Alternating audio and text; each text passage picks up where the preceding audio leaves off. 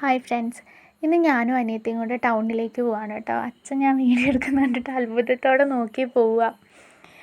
Okay, അപ്പോൾ ഞാൻ കുറച്ച് നേരം എൻ്റെ കഥാപ്രസംഗമൊക്കെ കഴിഞ്ഞിട്ട് അനിയത്തീനെ വിളിച്ച് വരുത്തണം അവൾ വീഡിയോയിൽ നിൽക്കണമെങ്കിൽ.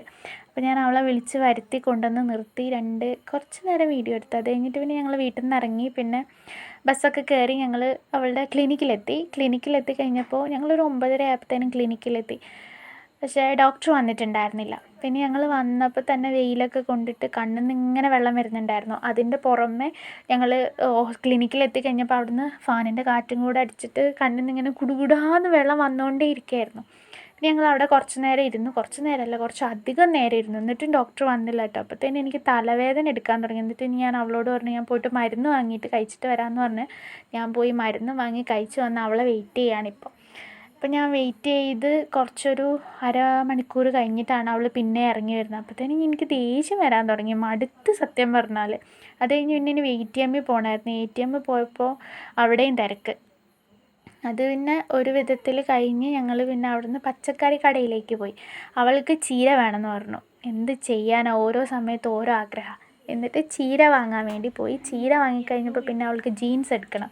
അപ്പോൾ ജീൻസ് എടുക്കാൻ വേണ്ടി ഷോപ്പിൽ പോയപ്പോൾ ഞാൻ കണ്ടതായി ടോപ്പ്. ഇതെനിക്ക് ഭയങ്കര ഇഷ്ടമായി. പക്ഷെ ഞാനത് എടുത്തില്ല. ഞാൻ അവിടെ തന്നെ തിരിച്ച് വെച്ച് അവൾക്ക് ജീൻസ് എടുത്തിട്ട് പോന്നു. പിന്നെ ജീൻസ് എടുത്തിട്ട് പോരുന്ന സമയത്ത് ഞങ്ങൾ എടുത്തതാണിത്. ഇപ്പോൾ കണ്ടോ, ഈ ബാഗ് മെലിഞ്ഞിരുന്നതാണ്, ഇപ്പോൾ ഇത് തടിച്ചു. അവൾ കണ്ടില്ലേ, എൻ്റെ കയ്യിൽ നിന്ന് അവൾക്ക് ജീൻസും കിട്ടിക്കഴിഞ്ഞപ്പോൾ അവൾ എന്നെ മൈൻഡാക്കാണ്ട് നടക്കുക. അത് കഴിഞ്ഞ് പിന്നെ നമ്മൾ നേരെ പോയത് പച്ചക്കറി നഴ്സറിയിലേക്ക്.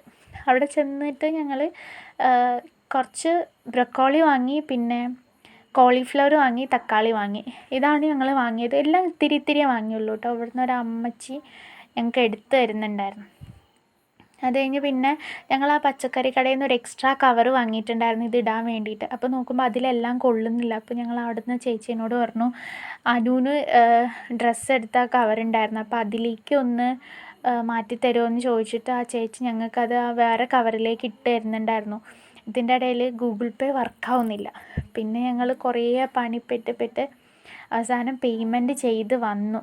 ഞങ്ങൾക്ക് ബസ്സിന് പോകാൻ ടൈം ആയിട്ടുണ്ടായിരുന്നു. ഞങ്ങൾ അവിടുന്ന് വേഗം വന്ന് ബസ് കയറി. ഏറ്റവും മുന്നിലായിരുന്നത് ഞാൻ.